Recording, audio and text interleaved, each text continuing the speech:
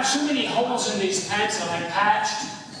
I got them at a thrift store in the first place. I think I'm the cheapest person around. First, my dimes started falling out of the pockets. Then the pennies started. Then the nickels, now quarters started to fall out. That's pretty bad. I figured out why our rooms are so cold. Christian college. How many are staying in a cold, cold room? Yes. Yeah, I think Christian colleges, they adjust the thermostat that keeps the rooms as far as they can from the temperature of hell. I don't know what that means. We have some distinguished people here. I want to introduce Kendall. Kendall, where are you? Yes. In case you're interested, he was born in MCM XXXIX. Well, that's more Roman numerals, because when he was a kid, all they had was Roman numerals. Wanda, where are you? That's so mean. Where, you're hiding. She's right there. Oh, okay. Wanda tells me that one of the high points of her whole life was when she was a kid, when they crossed the Red Sea. I'm going to have to remember you guys. You would spice up my funeral. Need a little spice, probably. Too late. It was Thursday. You're not laughing very much, not yet, Dave. Today's Saturday. When I came here on the 94, 594, people were passing me right and left. They were driving like maniacs. They had to be going at least 50. That's miles per hour. Hilarious. Let's see here, who has the most grandkids? Most grandkids? Who has a lot of grandkids? Raise your hand. Okay, how many do you have? We have 15. 15. How many do you have? 15. 15.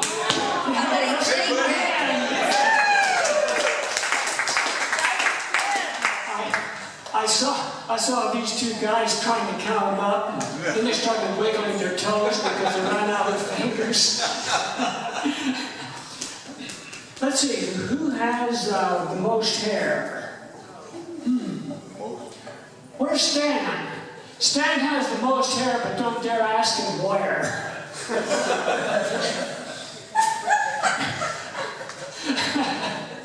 Takes a while for that to soak in. Some people say, I'm not going to watch that kind of stuff. Who wrote the most books? Isabel. How many books, Isabel? Isabel, how many books have you written? Written. Written. One. She's written one. Probably George. I didn't say published. You're working on it though, right? I wrote a little book of poems that has 7 poems in it, and then I wrote some stories for my 2 nephews and niece. Does that count? Because they're all little booklets. Sure. Well, Okay. Here is the Who's the most, who's flown more than any bird has ever flown? Marvin, yes. Yeah, Marvin. What do you expect? He's a pilot. He tries to avoid running into birds because it blows up your engines, and that's bad news. You know, that's why they don't allow dump yards to be adjacent to airports, because you attract birds, and birds get in your... Anyway, you didn't want to know that. This is also education as well as a little comedy. Yes. Most thrifty here, besides me, I'd say Charmin. Charmin, where are you? She's not here. Oh, she's not here. She's probably in a thrift store somewhere or at the Dollar Tree. Whose waist has a waist measurement of 1,000? Eric, where are you? That's millimeters though, so don't get too upset. That's me. Don't ever get this person started talking about his childhood companions, he'll never stop talking about playing with his childhood companion, Methuselah. Melt, where are you? He laughed. He's probably not going to take it. And we had someone, Marva, where are you? Marva's sold. She gave an old guy directions. He didn't pay any attention to her. And he and everybody with him got lost and wandered around for 40 years.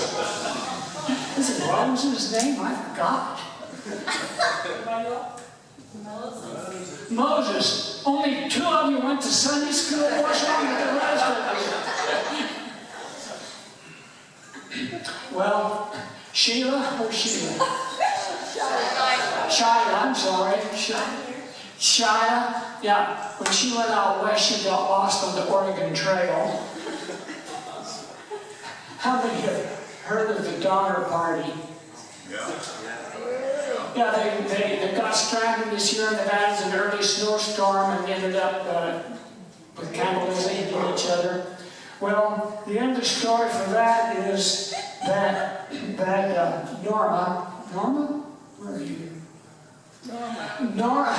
Norma, when in Laramie, Wyoming, before they left, Norma told him, "Don't take the Hastings cutoff."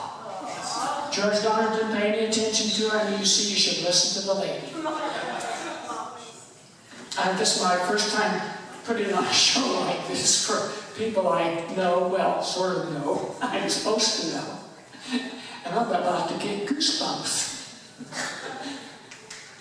When I do regular comedy shows, I have something besides goosebumps. The first group is goosebumps. At my age, I'm looking for an excuse to get goosebumps anytime, any place. Now, Charmin's not here, so I'll skip that one. You ought to try this comedy stuff. You people that did, congratulations. Let's give them a hand. They did a great job.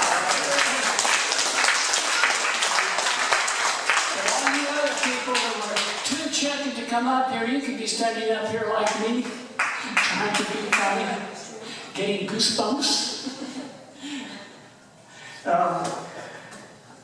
People wonder how I stay fit. Well, I try to laugh a lot, even when other people aren't.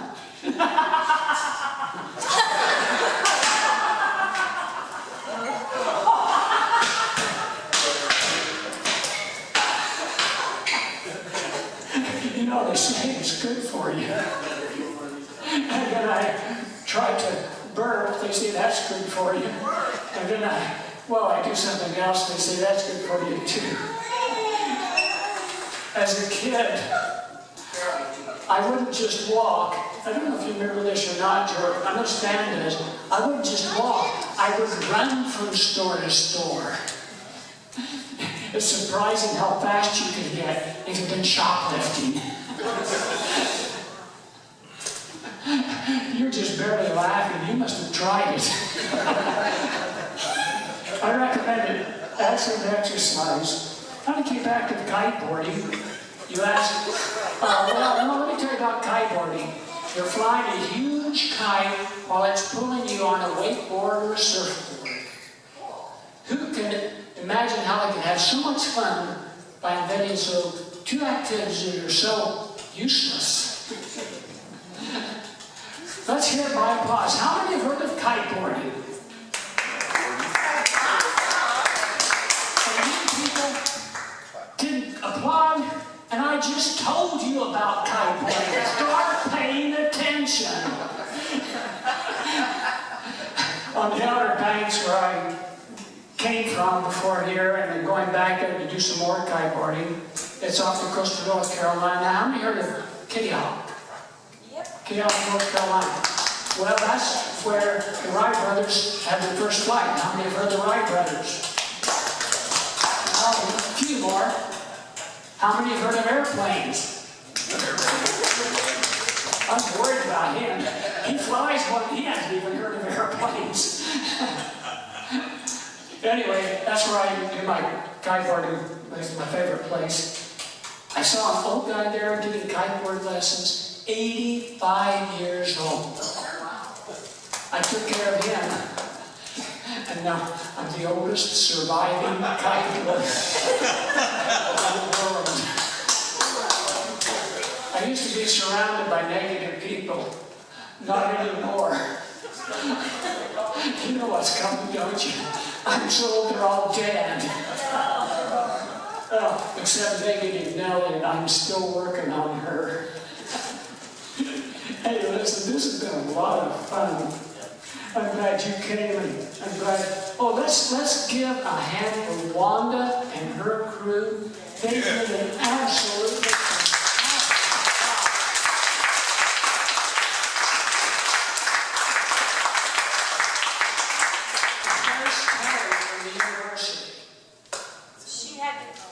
oh, okay. Well, let's give a hand for Terry and the University of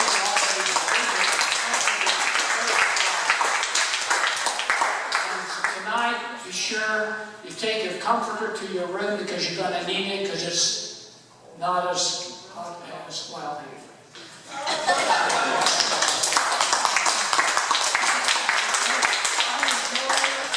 Where's my host? I think he left. Well, there you are. Okay, you want to wrap it up? Yes. We're ready. Harold, you signed up to be a host and you weren't here. I wonder you're going out probably to a thrift store somewhere. Say a few words. Since you're the elder cousin here, and then I'll let you wrap it up. Here's old man Harold.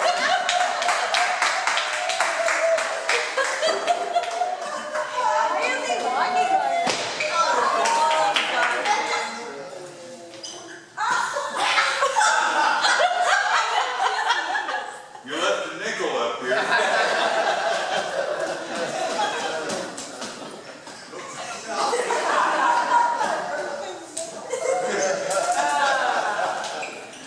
Well,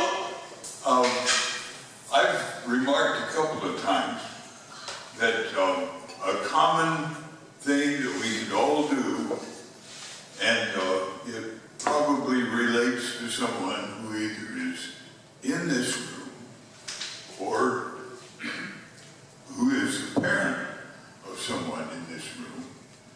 I would just wonder if you can remember who your grandma is.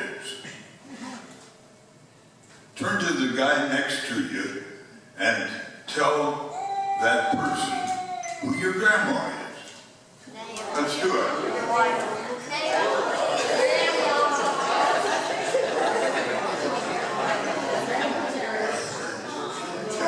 Many of us had the same grandma.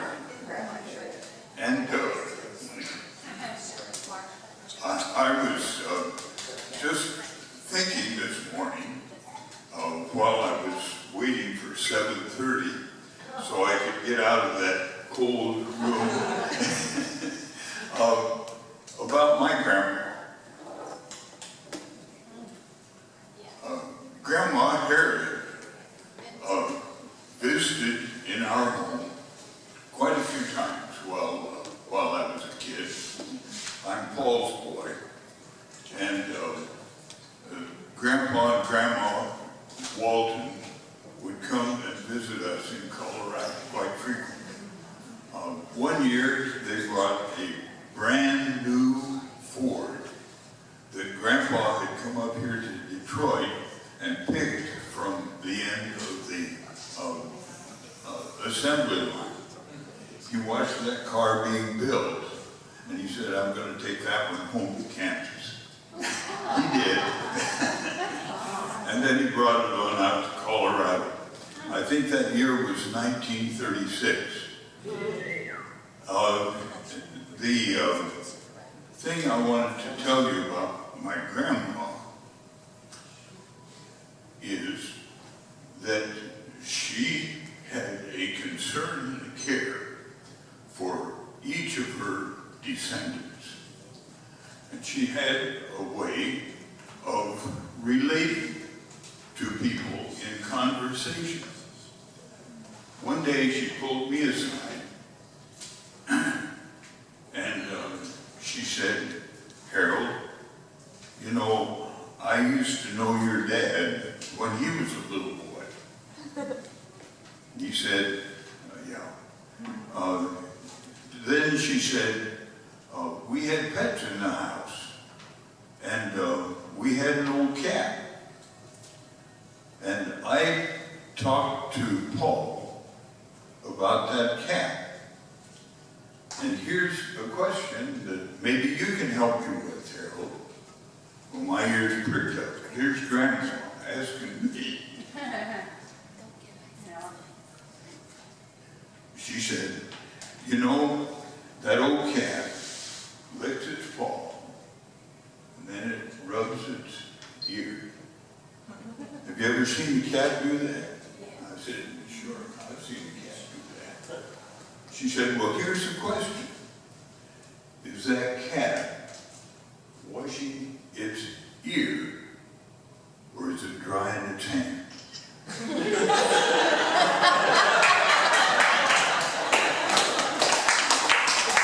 Okay, so let's hear one more time for the guy that owns more mountains than any of the cousins.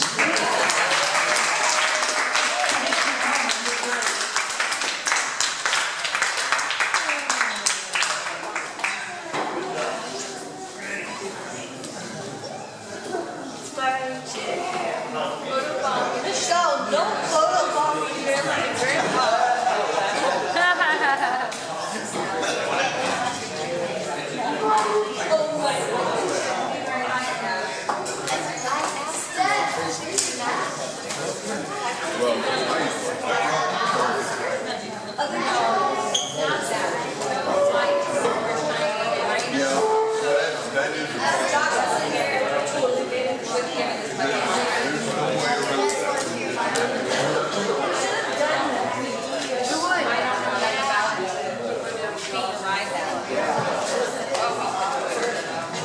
The Cougar Band here is reserved for us until 4 o'clock. Are you hearing me?